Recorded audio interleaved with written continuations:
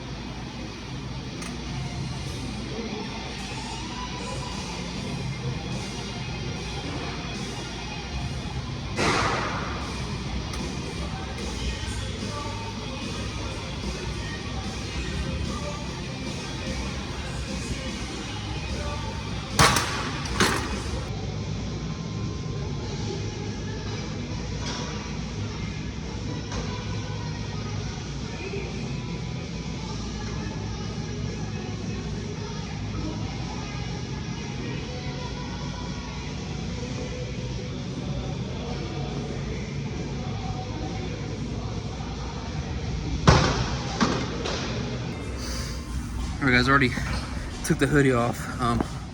One thing I hate about this gym, it's always hot. It's always hot in here. Like even literally the first working set, I took it off. I was so sweating already. About 80 degrees in here, I'd say. Probably realistically 75. But so I'm doing single leg extensions now on these right here. I don't know if you saw it or not, but I'm not gonna record these. You already know what I'm gonna do on these. After this, I'm going to go to V-squat.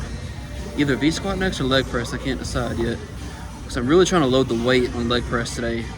So I have not done leg press a lot lately. Good reason though. I mean, it's great for what it can do, but if you want to build big legs, leg press it's really not the move, but it's a good movement every once in a while. Get some weight on to get some extra weight on your legs.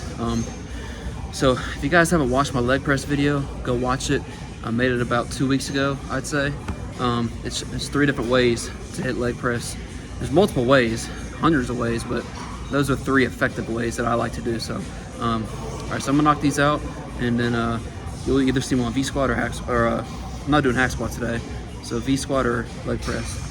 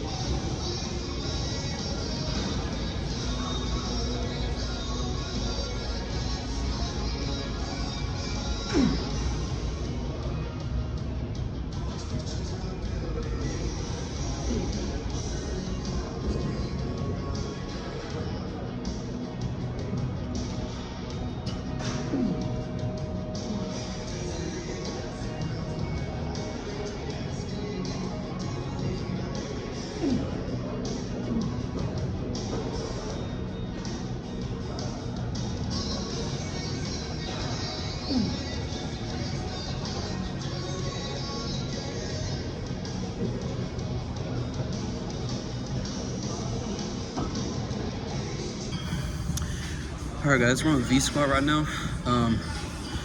So as you see what I'm doing, again, this is a hamstring and glute focused workout. So what I'm doing on V-squat, I'm still gonna work quads today, just doing more hamstrings. So what I'm gonna do is, you saw in the video, I didn't explain it yet, But having the feet, again, a lot of you guys say that if you have your feet lower, it's more quads on anything, which is true, but it's all about how you bring your feet. So I'm pointing them slightly outside, tucking the ass first as I go down. So as you see in the video, I'll show it right here again. As you can see, the ass is going down first, and you see those hamstrings come into play about 3/4 of the way down, and then you see the quads are not flexing, the quads are not being worked. So that's why the quads don't look like they're being worked, but it's because it's all hamstring and glutes. So I'll work up my way up to probably 5 plates. I don't know, 4 plates is not easy, so I might just stick to 4 to 4.5. Again, if I was really fresh, I'd probably do 5 or 6 plates, but I'm 3-4 exercises in, so my legs need reps more than anything right now, so weight really don't matter. I'm gonna stick to 4 plates probably, and just go for 6 to 8 would be ideal, so, or maybe 12 if I can. So here's another set.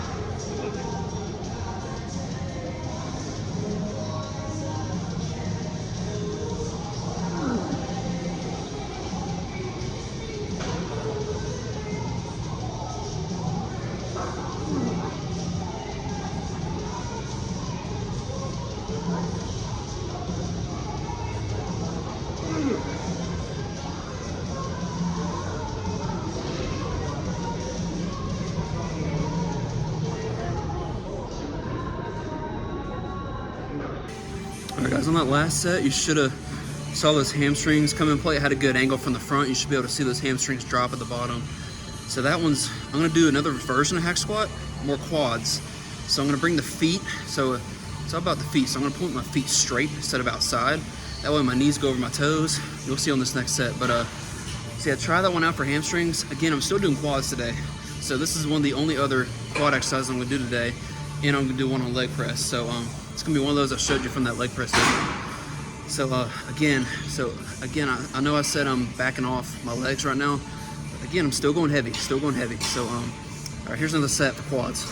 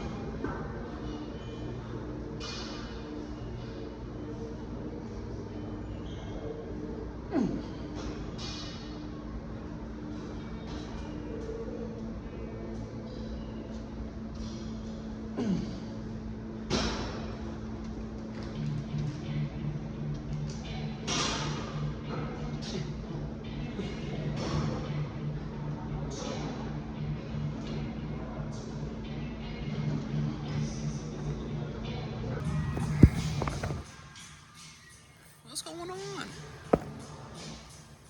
Whoa. All right, so on leg press now. So we did V squat 2 different ways. We did one way for glutes and hammies, and then one for quads. Now at the very end of the workout, I'm hoping there won't be a lot of people in here. I'm gonna strip down my posing trunks and do that same machine, but I'm gonna show you a way for glutes. The reason I'm gonna strip down, hopefully, is that way you can actually see the muscles working. Because you know me, I don't wear shorts in the gym, so it's either that or strip down, one of the two. So hopefully nobody's gonna be here towards the end of my workout, but so that's that. I'll cut that at the end of the part of it. So if you're watching this, skip to the end if you want to see that real quick, and come back right here. But anyway, so we're on leg press now. So we're gonna do mostly for quads. So we're gonna have our feet close together. So like I showed you on that leg day video, or that leg press video a couple weeks ago, you're gonna have your feet at the bottom, and you're not gonna go all the way down. You're gonna go, like, load the weight, because if you go all the way down, more hamstrings are involved. So I'll show you real quick.